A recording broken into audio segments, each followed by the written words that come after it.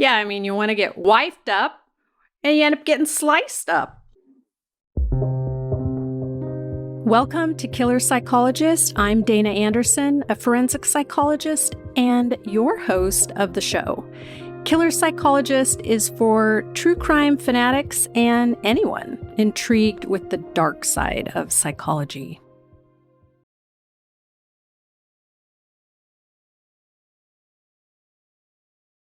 Welcome to Killer Psychologist, the podcast where Dr. Craig Wetterer and I unravel the dark side of forensic psychology. I'm your host, Dr. Anderson, and today we're going into the dark side of modern romance for this Valentine's Day as we discuss the danger of using dating apps, which is another tool that con artists use to target victims. So we're going to talk about how we can stay safe if we're using dating apps. And we're also going to talk about passport bros. That is a phenomenon that's going on right now. Craig, what do you want to say about passport bros? Well, hey, someone's got a business model that's probably working and making some people a substantial amount of money, right? I think there's another side to this that's going to be interesting to speak about or talk about for sure, which is what some of these experiences people are trying to have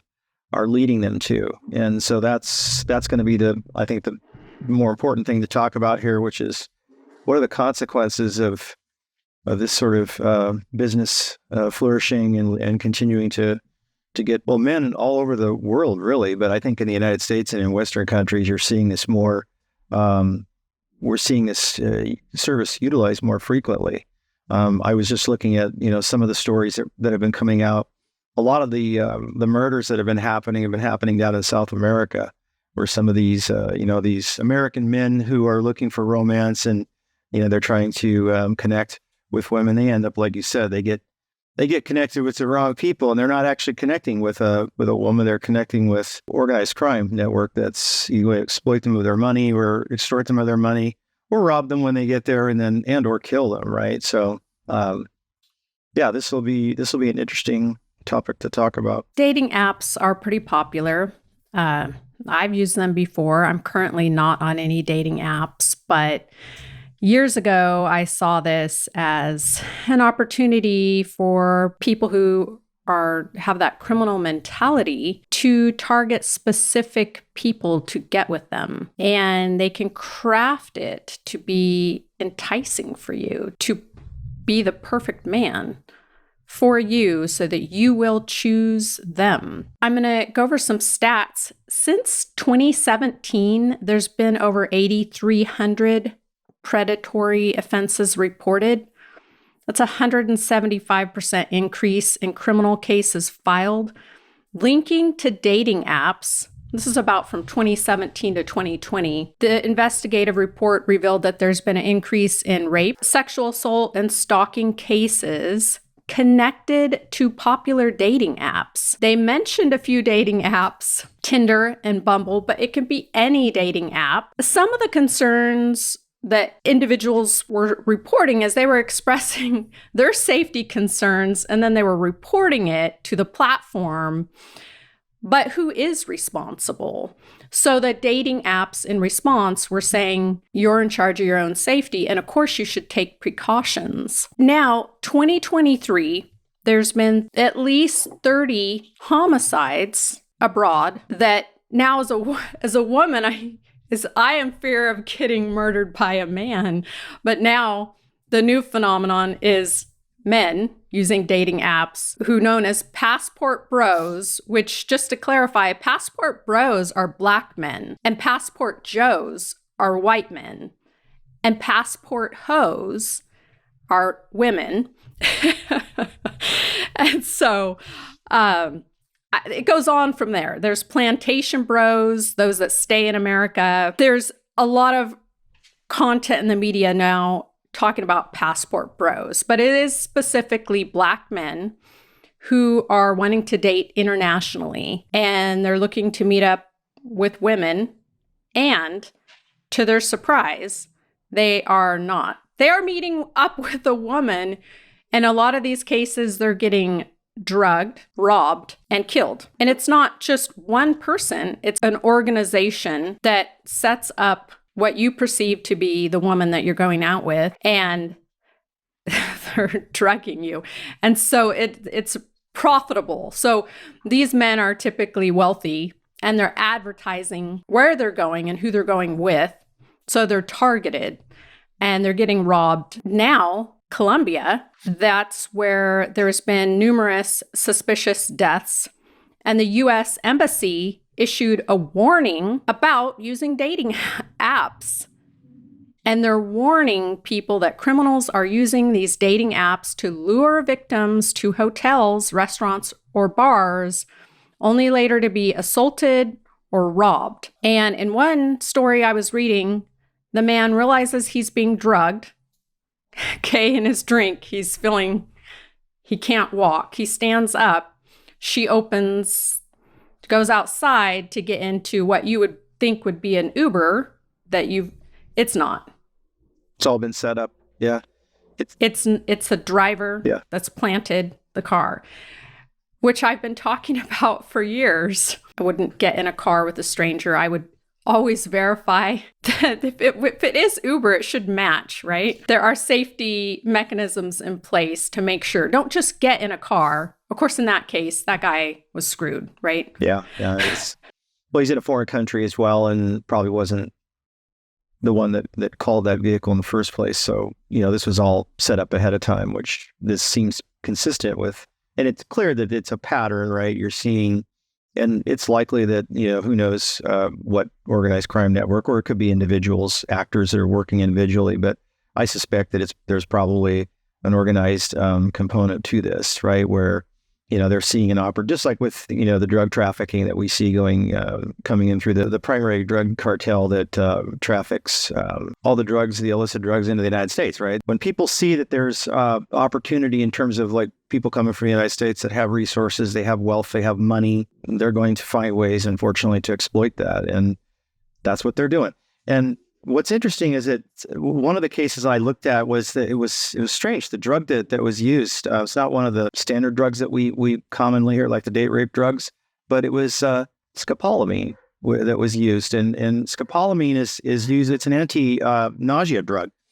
And that was the drug apparently that was used in one of these cases, which that's interesting because that's generally wouldn't be a first choice if you wanted to sedate someone to the level of unconsciousness, but at excessive doses, it may have that effect. And Craig, what would be the first choice? Rohypnol, or any type of a barbiturate drug that that is going to depress. Well, one, you want to depress the central nervous system activity so that an individual is less able or less capable to resist or fight back. Right? If once they want to take control of them, they're going to want some of that part of the central nervous system shut down. So anything that depresses the central nervous system would be, an agent of choice. So there's a number of things that could be used, but in this case, and there's probably other cases where other drugs are being used, but the one that I saw, it was actually scopolamine. So I've always talked about the dangers associated with online dating apps. And I've had successful online dating relationships, and I think there are precautions that you should take, and you should screen people. And so I think it's important to talk about you can date and be safe. One of the things that I want to talk about is a lot of people, when they get lonely or depressed, and then as a way to cope, they think they're going to go on a date, and then you're right. Just like you turn to Amazon and you go shopping when you just had a bad day or you're depressed, or just right. You go you're scrolling on your phone and you go online shopping. It's like online dating. Just go scroll and like put a few guys in your basket, save them for later and look at them, see if you still like them tomorrow. And so I worked at the psych hospital for 4 years, and I had hundreds of stories of individuals who were hospitalized after a date gone wrong. So I'm going to talk about that for a little bit. Some risk factors: feeling impulsive, manic. Some people are even off their meds, they're depressed, or they're drinking, or they're just in a not good emotional state, and they go on a date, and maybe you're on a date with them. All kinds of things can happen. You need to know who you're meeting up with. I have heard too many stories from individuals who were raped and drugged and then find themselves the next day. They don't know where they're at, how they got there. They just know something happened, something went wrong, and they can't really trace all of it. And as a mandated reporter, I try to get all the information that I can. Sure. And when I would work at the psych hospital, of course, they go to the emergency room. They're brought in there, and then they're screened. A toxicology test is run so we can see how many drugs are in their system. A lot of them, it's not detected, but you could see sometimes 4 or 5 different drugs. Some of them were self-induced. Some, they didn't know how they got there, but alarming enough. And I've had many people tell me their stories of hitchhiking or getting in a car. We've always thought of hitchhiking as the way that serial killers would lure victims and kill people that are prostitutes or people they feel are disposable or no one's going to look for them. But I feel like online dating now is as risky as hitchhiking. You're literally summoning a stranger to come pick you up in a car. Yeah, that sounds terrifying. Right. Well, I mean, we could talk about some of the safety measures that people should be thinking about when they're going to meet somebody for the first time, particularly when they're met in an online forum first. But going back to the issue of knowing oneself. In other words, if someone is bipolar, for example, and they're more on that manic side, they're going to be more inclined to do things impulsively. They're going to do things that they may not be thinking and contemplating carefully about. So, knowing that, right? About yourself, if you are someone there's a lot of folks that suffer from bipolar spectrum, problems, mood disorders, borderline personality, people with that architecture, lots of impulsivity built into that as well. And so knowing that about yourself is important because, I think in some of these cases we see, and, again, not to blame victims, but, sometimes these things that are happening, the antecedents in terms of their own emotional state, their own, where they're at, can drive poor decisions that can lead to doing these kinds of things, meeting people impulsively without really thinking through things carefully, making the decision to fly to Colombia to meet someone without really doing that due diligence to really kind of figure out who is this person really? Is there any way I can figure out or get some information about who they are ahead of time to make sure it's actually a real person? And there's some things that we can do to check people out ahead of time. And other countries, there might be some barriers with that. But here in the United States, if you know that person's name, you can actually look that person up. There are plenty of sources online that can do background checks. And you can, and remember, some of these things are publicly available. So arrest data is publicly available information. It's not information that is concealed. Criminal history information is not available to the public, but arrest records are. So you can find that stuff out about someone. So the person that you're about to meet, perhaps, and you know their name, as long as they don't have a very common name, because you need more information probably to verify who they are. But you might find out that you're about to meet someone who's been arrested for has prior arrests for rape in other jurisdictions or some other serious, offense. And that's a hard stop on that one, right? You find that out. Yeah. I always tell people you should already know what your no's are as far as who you wouldn't date. You should know. Right. Again, not everyone's a psychologist. So, when you're meeting somebody for the first time, you may not be detecting or picking up on some of the personalities things that we may look for in somebody and say, whoa, this is back up. Let's think about this before we proceed. And I think you should verify before you ever even meet someone. And if you ask to verify someone and you never hear from them again, that means they aren't who they said they were. You should be able to verify them. Now, do keep in mind, I see people who have multiple aliases, meaning they can have a fake business, a fake email, a fake LinkedIn profile, fake social media. Never buy it when someone says, "Oh, I don't have any social media." That is not true. I've had people tell me that, like, "Oh, my job's so important. Like, I can't be known. Like, you're a cop, you're FBI, you're an investigator." Like, no, it's usually because they're married and have a family and they do have social media. It is true that like law enforcement oftentimes will scrub their publicly, available, their images or whatever online, only because there are people that, they don't like law enforcement. So, they might try to go find out where say the officer the rest of them lives, and, who knows what they might plan. So even if you're law enforcement and maybe you've been in the media and you tell me your name and I can match your name to a newspaper article with who you are, and I'm not just looking at pictures, we've FaceTimed, we've had face-to-face, and I see who you are, and I can verify that. Yeah. And so don't ever go out with someone who's not doing a video call with you. Never. Anyone could pose as anyone with a picture.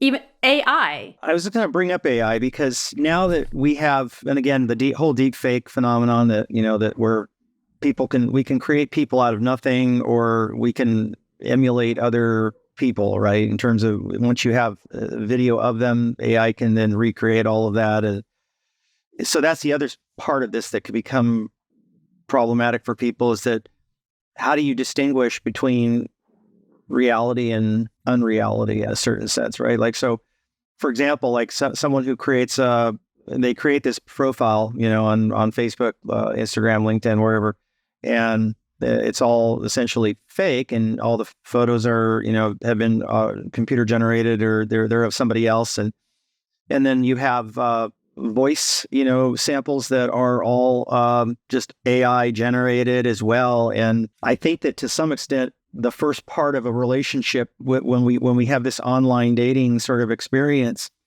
can be faked now, or there's technology now that can create this, this where, the unsuspecting victim, let's just say someone who's not sophisticated, and they tend to be, just psychologically, they're kind of vulnerable. They don't, they're not thinking critically about, this probably doesn't add up, that this woman is interested. I mean, I'm thinking that, a man, looking for a woman, perhaps, overseas or something, because a lot of this stuff has been going on for a long time, where the mail order brides, they used to call them, that was historically what they were called, in countries where, developing countries. Some of it was legitimate, but a lot of it wasn't. But now with, again, with AI, I think a lot of this can be crafted in a way that it really does look realistic, and it looks like you're communicating with a real person, until, of course, you arrive, at whatever your destination is, and you find out that you've got a group of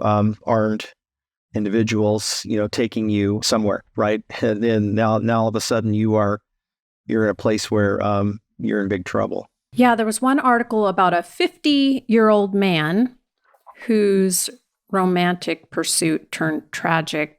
He was last heard from on December 10th, 2023, when he called his family and told them he needed $2,000 to be wired because he was kidnapped. The following day, the police discovered his body with multiple stab wounds and bruises as he was thrown off a 260-foot cliff. The mainstream media hasn't really picked this up. Like, I haven't seen, when I say mainstream, I'm talking about like the national outlets. And I haven't seen a lot of like sort of national coverage of this, which I find interesting. It's with that many murders, that have been verified. And I know the State Department has issued warnings, their travel warnings and advisories for people visiting, some South American countries now because of this. But I'm not seeing a lot of national coverage of it. So in terms of like the getting it out there in the news media, so that's a bit concerning, because until you brought this up this last week, I didn't even know about I did not know anything about Passport Bros. I'm like, what? What is that? And I'm talking to my colleagues about it, and they didn't hear about it at all. What are you talking about? What is Passport Bros? Well, I just found out about it this week. I went for a walk with my friend, and she was telling me about Passport Bros. Yeah. And then I learned about Passport Hoes, and then I looked it up. So between January 2023 and October 2023, this is in Mendocine, Okay. there was a documented 32 violent killings of foreigners in the city. So it was about 12 Americans, 3 from the UK. So it said the majority of victims are men. Uh-huh. And so they are linking it back to dating apps. There is a theme of Passport Bros. They are African American males. If you start to look at Passport Bros on YouTube and TikTok, you'll see it's also the Passport Joes, white men. I went to apply to be one, a Passport Joe. Oh, you did? To see if I qualified. Did you qualify? I was going through the application process on YouTube. Yeah. Because the guy was really selling me on it. I mean, it's filled with patriarchy and like telling you get these young women to birth your children and they'll bring you coffee in the morning and, a subservient woman. Right. So I was like, yeah, I need one of those. So minimum was you need $500,000 income that you make per year. So right away, the program application, which I didn't complete, but you have to make a certain amount of money. So you got to be wealthy. And then they help you get your passport and connect you to these opportunities. I don't know if there's data on it, but I'm just curious about whether or not if you've seen anything in terms of like, well, how many like men of the United States have actually successfully like contracted with this? This is an LLC, by the way. At least when I looked at the on the website, they're a limited liability company somewhere on the East Coast. But I'm just curious as to, how many people have actually undertaken this and has there been success? We call that receipts. Okay. And so you have one of the passport dudes show him with one of these gorgeous women to show off of how successful so in other words, it is. Where we don't know if that's verified or if that's, if that's marketing either, right? Because all of this could be certainly. So I tapped into the comments on YouTube and all these bros are saying, man, that's right. These American women, they're feminists. They're full of ideas. They want a certain type of subservient woman. Seems like very much serial daters that they have in many different countries. One of the guys was listing every country where he dates. Sounded like a lot of dates, a lot of women. That's definitely increasing your odds of being victimized. The more you're putting yourself out there on social media. And one of the men on TikTok, he has almost 500,000 following and he's advertising each date. So women are also seeing how successful he is or has money. And, there's economic disparity in some of those countries. And unfortunately, a lot of women don't have options. And so they may choose to be with a person out of necessity or for survival. It doesn't always equate to love. Right. But when I was watching some of the videos of the Passport Bros, they're like, they just want what they want. They want sex and they said, I want just someone to take care of me, all my needs, and do all these things for me. So it's they're advertising that. I'm going to tell you about this one guy who went on a date. Let's see. This guy in Colorado, so this is local, who wasn't a Passport Bro, just going on a Tinder date, because there's also a lot of local dates gone wrong using Tinder. A 21-year-old man in Colorado went on a Tinder date. He found himself strangled, duct taped, and tied up. He was threatened with a knife. The 22-year-old female who was holding him hostage took time out to order DoorDash, Well, that was nice of her to And get, was that food shared with him, or was that just for her? I think she was consuming it for herself. Okay, well, that was selfish, And but then yes. so she got distracted with DoorDash and then she fell asleep. So he managed to free himself and he went to the police and she was charged with second-degree kidnapping, 2 counts of second-degree assault, and false imprisonment. So I do encourage people to report these crimes. Right. Don't just go online and report it to Tinder. These are crimes if you're being kidnapped, tied up, or strangled. These are actually very serious felonies, and in most jurisdictions, if convicted, could land that defendant in state prison for many years. Again, depending on the jurisdiction that this occurred in. Kidnapping generally is a fairly serious felony. And by the way, people have a misunderstanding of kidnapping. They think the classic definition of a kidnapping is you have to, take someone against their will, and then they have to be transported across some distance or something. If you take somebody against their will and you move them across a bedroom, that could constitute kidnapping. So the fact that, him being, tied up and moved anywhere, the elements of that generally are met, and not to mention false imprisonment and other, felonies as well. So all of those are generally felonies. The assault might not be, but that's a serious crime. And yes, that's not reported to Tinder or to your dating app. You call, local law enforcement if you happen to get lucky enough to get free. If you're not, killed by some other actors that are involved in this, right? Yeah, this reminds me of the bone collector.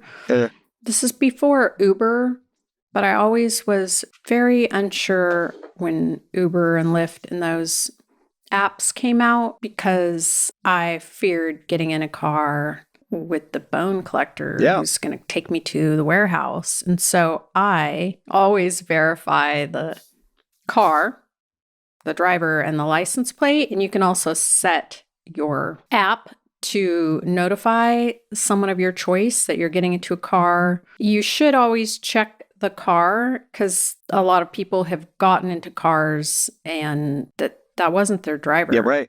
It was a person in a car and no one is accounting for your whereabouts. You just got into a car. You really do have to protect yourself. I want to say you should think like a criminal so that you won't be a victim. Well, that's true because again, if you think again like a criminal, if you have a criminogenic sort of mindset, you're going to know, or you may be able to predict what someone who has that mindset is going to do next. And so if you are one step ahead of them, you'll be able to take steps to prevent them from getting that one over on you. So yeah, you're right. I mean, this is why this is controversial, but when we look for the ideal law enforcement candidate for people that go into law enforcement, we actually look for, or at least I do, I have to see a little bit of that mindset. In other words, a little bit of that elevation in that, in our testing, we look at on our MMPI scale, which is a test that looks at a broad range of psychological and personality related problems. A little bit of antisociality is okay, like a little bit, right? A little bit of that dominance and aggression is okay, but too much, no. And so that's what you're getting to there, which is like, yeah, you have to have a little bit of that to stay one step ahead so that you don't end up, chopped up into pieces and stuffed in a freezer somewhere. Okay. I always say you have to be in touch with your antisocial side, which is just as you said. And I can think like a criminal without actually being a criminal, but that has kept me alive. That has kept me safe. It also helps me in cases because I can think how they would think or what they would do. And so if you're interested in forensic psychology, you can't be so naive to have never thought of these things. In fact, you should think about them. I myself, I'm afraid I think about them more than most or more than I should. But I have spent time talking with many criminals about why they do what they do and how they got to be where they are. And many of them just tell you how they do it, why they do it. And so I'm taking notes. Oh, yeah. And it's interesting. And as a forensic psychologist, you really will be exposed to people telling you the most horrific things they've ever done and why. And I'm not a therapist, but I did, as an appointed therapist for people getting out of prison or the state hospital. It's more like risk assessment, but spent a year with people. And they were people that had been convicted of murder. A lot of times they were having trouble with managing their impulses again in a relationship, or emotions rising high, and they were at risk to repeat the behavior, especially ones where they had murdered a former spouse or significant other. It's emotional. Yeah, heat of passion murder versus something instrumental and planned. And we know most murderers, by the way, and again, this is education for folks. Most people that commit murder are not your run-of-the-mill serial killers that are out, just wanting to kill, right? A lot of times murderers are heat of passion. Like you said, in some instances, they can be like the killing of a spouse or ex-spouse or partner, or in a domestic violence related escalation where the intention was not necessarily to kill the person, but, things got out of hand, right? With whatever happened. And so, yeah, when we look at them, getting out of prison, perhaps because they got convicted of either voluntary manslaughter or maybe second degree murder, and, they're coming out, they're going to get paroled, and we got to see whether or not do they still pose a risk? We do a risk assessment. A lot of times, they're actually probably not really at risk of killing again, unless they're put into the same situation that led to what got them there in the first place.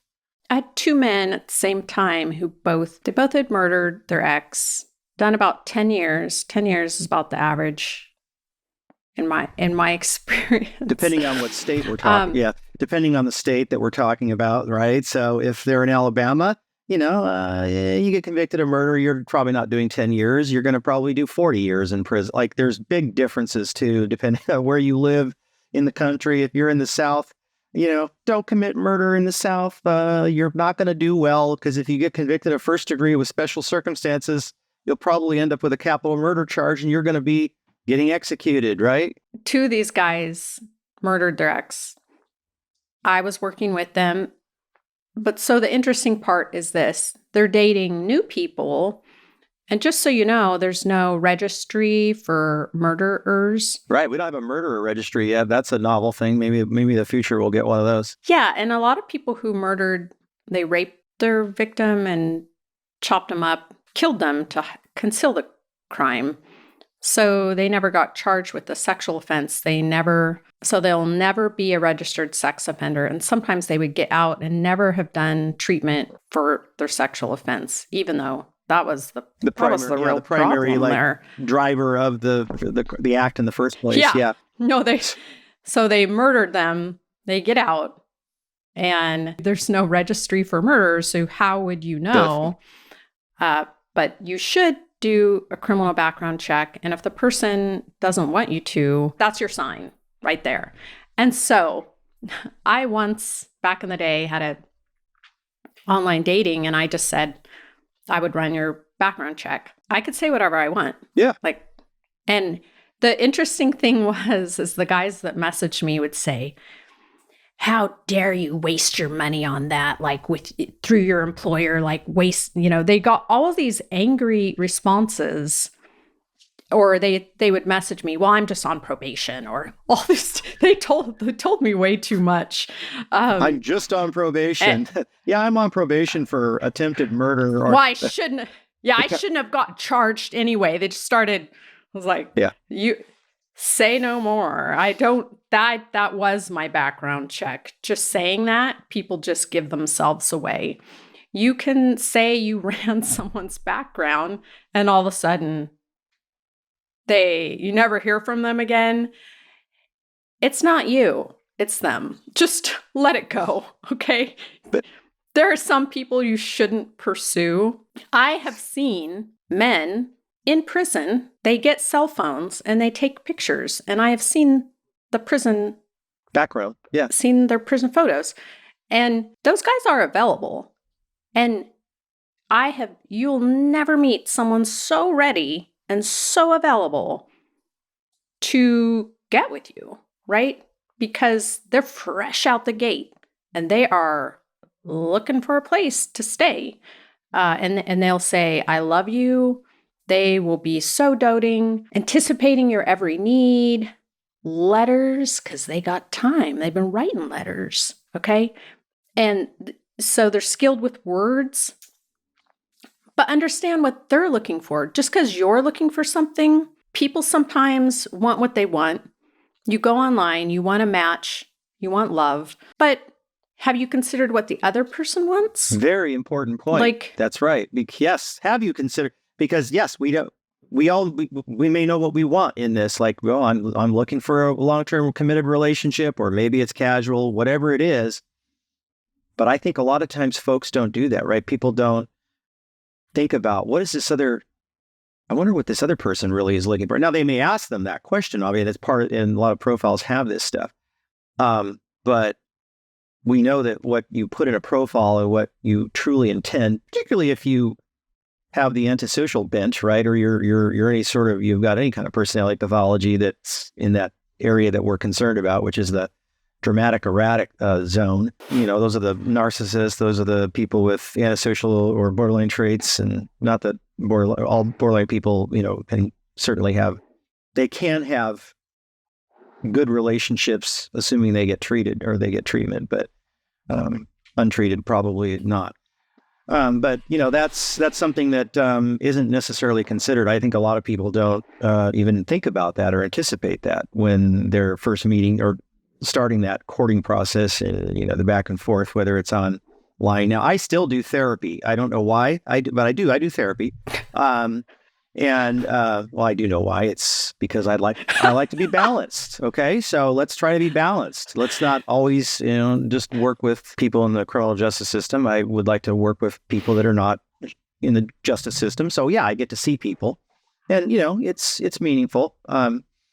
And so I've got folks that I do see that they're flexing in relation. They're looking for new relationships and those sorts of things. And I hear lots of sort of narratives about information that's just not congruent. When they meet somebody, it's like the profile says this, and then when they finally start to meet them, all these things are being uncovered because we talk about things that you should be asking, and checking and looking to see, is this congruent with what what's in the profile or what they're telling you? And there's, unfortunately, in a lot of cases, it's not the case. In fact, in one case, it was a scam. It was one of these. The lady was overseas, and of course, after the conversation started, guess what the next request was? After the rapport was established, a few racy photos were sent and exchanged, and all that kind of, the priming happened, right? All that stuff. We're priming things. Then the request came in for what?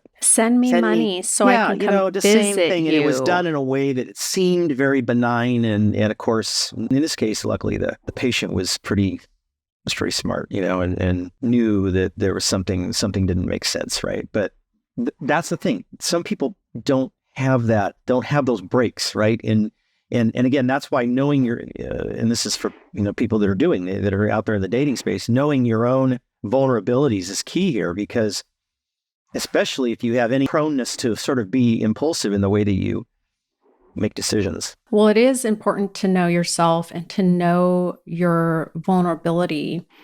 We all are vulnerable sometimes. If you ever have been through a breakup or ever are depressed or lonely or something in a negative emotional state, you're more likely to, yourself. Maybe I'm more likely to buy stuff I don't need, or,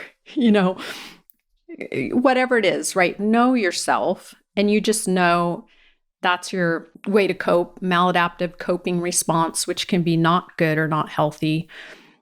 How I have helped people in therapy is when you do the psych testing and you see the way you cope, which if there's a lot of like maladaptive coping responses, it can be a disorder if you endorse enough symptoms, a personality disorder. And then you can bring this awareness into someone's conscious. So, for example, if I have someone who's histrionic and when they're anxious, uncomfortable, and they may go on a date to get sex because it relieves tension or anxiety, and they're more impulsive and they get their need met. But maybe they're married and they're not supposed to be doing that. And I remember meeting one guy and he thought he had PTSD because of that response. But I said it was histrionic. He actually wanted to flirt. That was how he coped with anxiety. And it is so important to get the correct diagnostic evaluation, because it'd be important for you to know if you have ADHD versus bipolar versus histrionic or borderline. Or it's important so that you know yourself truly to make some course corrections. And if you know yourself, you could avoid getting in these dangerous situations, right? Yep. Or have some accountability, have more awareness. Some people use dating apps as a way to, they're just lonely and depressed and they swipe, oh, I guess I got dinner in an hour.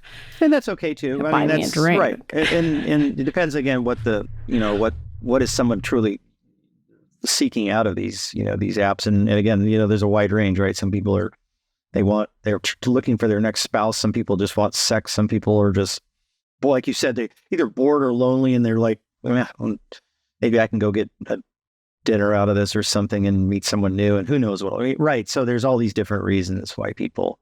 Yeah. I mean, you want to get wifed up and you end up getting sliced up. It's true. This is where, again, you have to be very judicious today, like especially with this. It seems like there's I don't know if there's more awareness now, but there's definitely an increase in these sorts of exploitative types of crimes going on against people using these dating applications, and again, like now some of these services that are coming out. And I have nothing against someone's capitalistic sort of like pursuits, their entrepreneurial pursuits of wanting to start a service like this. I will comment though that like when you look at the responses from a lot of, for example, feminist groups, women's rights groups, they of course are denouncing these types of companies and groups because of the objectification of women that they support. In terms of we're looking for women that are going to be subservient to our needs. This is not consistent with sort of a Western values, like what we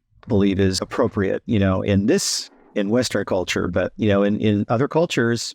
It's absolutely, it's patriarch, right? And so that does drive a lot of men to seek those kinds of relationships. But boy, you got to be careful today. So I'm sure people want to know the psychological aspect behind some of these online predators, what motivates them, how they operate, what are the consistent personality types of these predators that we see online. There's variation, right? And as far as why some of these men were killed, I can speak to that in some cases, I think some of them were killed because they may have resisted or fought back when they were being robbed or whatever it was that led to them being sort of held against their will, those sorts of things. So from that psychological perspective of these predators, look, I think the majority of this is going to be, it's all instrumental in the sense that we're dealing with personality pathology. So these are antisocial. These are people who are looking, it's economic gain. They're looking for, to make money, right? And so I think they see it as it's a way to make money. It's a way to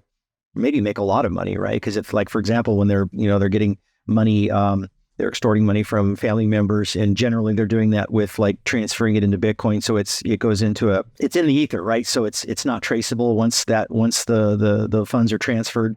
So it makes it harder for law enforcement to actually, find these folks. And they have ways of hiding behind VPNs and all of these cloned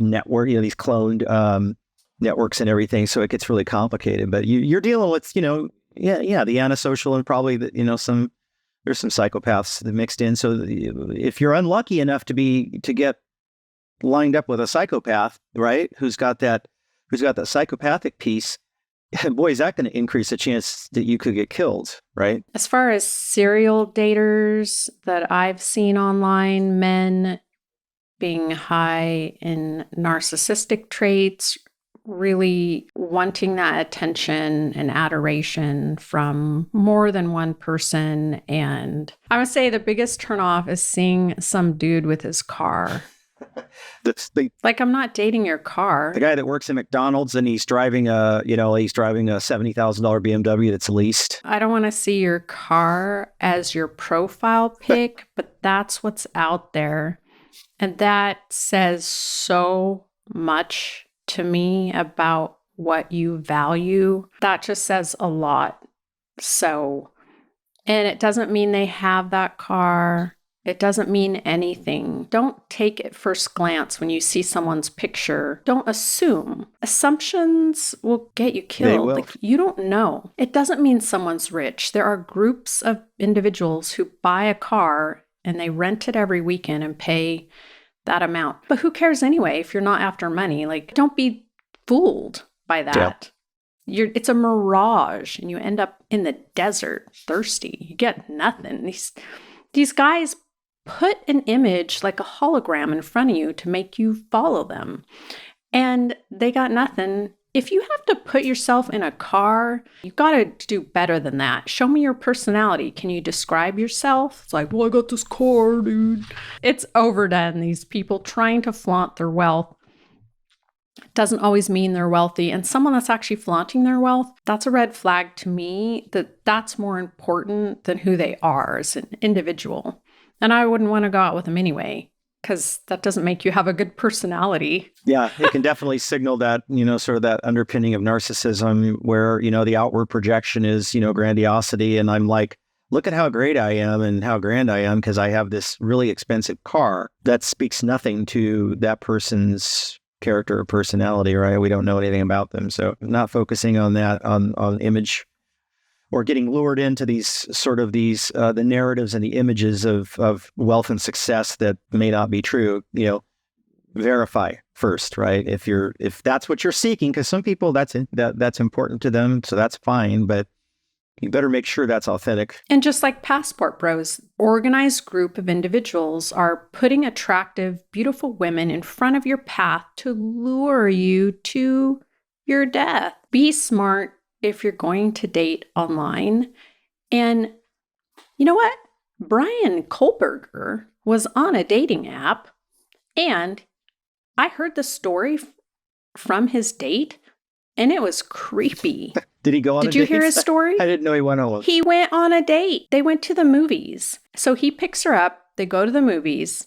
It was awkward. She didn't want him to pick her up. I don't think she wanted to go to the movies because you're just alone in the dark with a stranger seeing a film you don't really want to see. Then it was awkward. She wanted to leave, but he drove her back home. So he's like, can I come up to your apartment? Ladies, this is why, just meet somebody there. Drive yourself home. Exactly. Yeah. No, none of this picking up at, no. Let's go to a public place first. Stop it. So he walks her to the door. The door opens. She'd like to be done now. And he says, can I come in? So she probably felt some fear, or she said yes when she wanted to say no. They're sitting on the couch, and everything I just described should have you concerned, because now you're in the stranger's on the couch with you and he's touching you. And so he's touching her and she's not comfortable with it. But she's kind of out of choices now because she's not in a public place anymore. Right. And she's invited him in. And you should never let this happen to you. So she says she doesn't feel good. And she goes into the bathroom. And he's listening on the outside of the bathroom. Oh. So she pretends she's sick. He's wanting her to come out. And she clearly was not comfortable with coming out of the bathroom. Wow. So she stays in there, I don't know how long, until he leaves, which is what she wanted. These are all not good signs that your date is going well. And then he texts her later saying she has good birthing hips. So an awkward statement. That's not, okay, that's not. But you don't have to have an awkward date. You're in control. You would have vetted this person. You could have had the awkward conversation via Zoom and been done with it already. Mm-hmm. Yeah.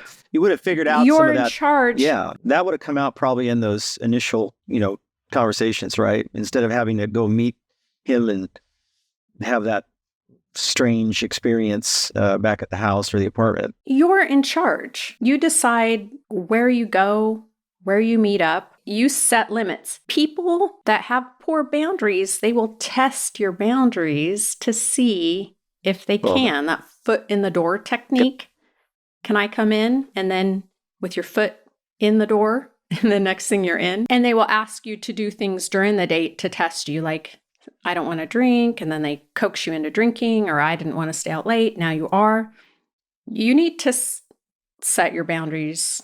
You don't need to let anyone test your boundaries like that. If you see that's happening and they're not respecting you, don't keep giving in till you end up alone at their house, feeling uncomfortable. They're pouring you another drink. You're going to be a future victim. So if you're going to meet someone, you could say, I'm meeting you from this time to this time for lunch, and then I'm leaving and I'm driving, meeting you on my own.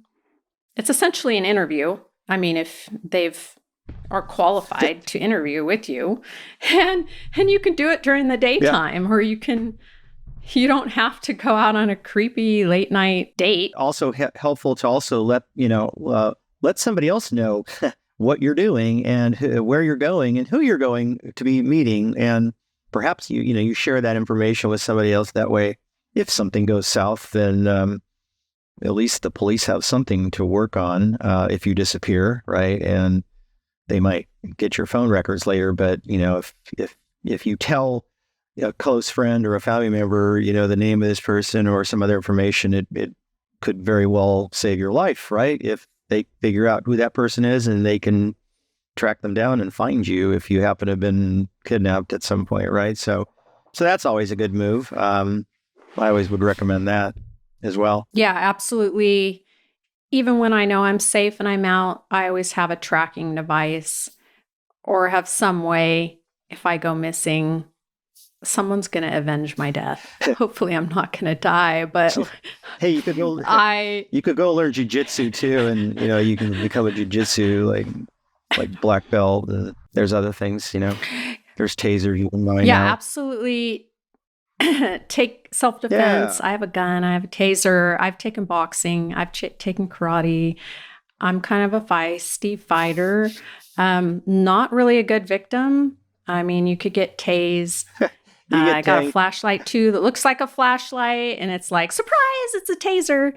So not afraid to use those. And I would say you should always be thinking like a criminal. If you run into one, you are prepared. You're not so surprised, but one step ahead. I would say stay one step ahead. Don't be a victim. And if something does happen, report it. Please report it. And I will say, I had a client. She was dating someone, and he was just a complete con, and had a drug addiction problem, and it was draining her of money. But he physically assaulted her and thought he left her for dead. He did some time in jail, but he got out, and he was back on dating profiles, and he was in a hospital bed with a new con story, right? These stories, cancer, sickness. Yep. Just so you know, none of it's true. They're just an addict and need your money. And they can make it so compelling. So just think about it. Don't just be lured by someone. Do your research, look at their name. If you can't find their name, it's a fake name. And don't go out with them. They wreak havoc and they destroy people's lives, and they're very dangerous. And they're like parasites. They'll move from the next to the next to the next. So be safe. Did we ruin everyone's Valentine's Day? Yes, we did. But that's okay. Okay. At least people will be safe and alive. Okay, very good. Yeah. This is just the dark side of the holidays and Valentine's. I could talk about this for a lot longer. Last thing I am going to say, though, people that say I love you too soon in a relationship or on a date, it's a red flag. And so just sometimes in a relationship, you can feel like you want to get married or you want to be loved. You want to be moving forward in the relationship. But a lot of people who test your boundaries will manipulate you and groom you and love bomb you and say things. But it doesn't mean they love you. It means that they want something from you. They're trying to make you move faster in the relationship with them, to move in, to marry them, something else. So if someone says, I love you, it doesn't always mean that. And it could mean something else. I know you have to ask someone what I love you means to them and have them explain it to you. And if they can't, that's weird. Or they might tell you something really creepy, like it means till death do us part, and like, or I might have to hunt you down and kill you if you leave me or something. No, really ask someone. And that might be a different definition of what you thought I love you means. But if someone says it, it doesn't mean you have to say it back. Yes. And it doesn't mean it's true either. Yeah. It's just like you said, it's. You don't have to stay. Yeah. I mean, it can be authentic. I don't want to say like everybody's out to manipulate everyone, but just make sure. But yeah, it absolutely can. So, yep, always verify. So anything that makes you uncomfortable, you don't have to do it. You don't have to keep going in the relationship or continue on the date. You can say no, or I don't feel the same way. So I would just, okay, correct. Not physically. I'm not advocating that you kick somebody. I think I mean that as a metaphor, but everyone knows what I'm talking about. Okay.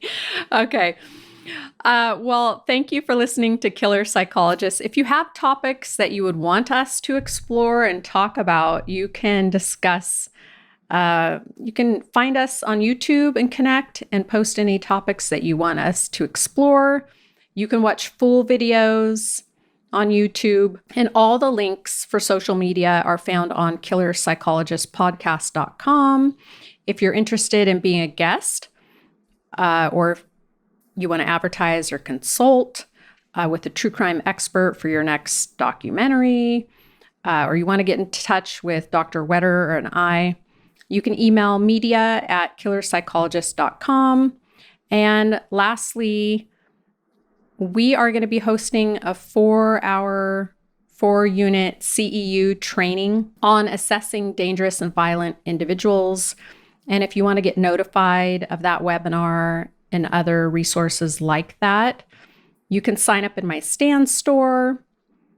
And if you want to book a consult online, you can find us at Psychology Doctor. That's psychologydr.com. Thanks for listening. Killer Psychologist video episodes are now on YouTube, and you can post your responses there. For episode details and merch, check out killerpsychologistpodcast.com. And for forensic services, you can book online at psychologydr.com. That's psychologydoctor.com.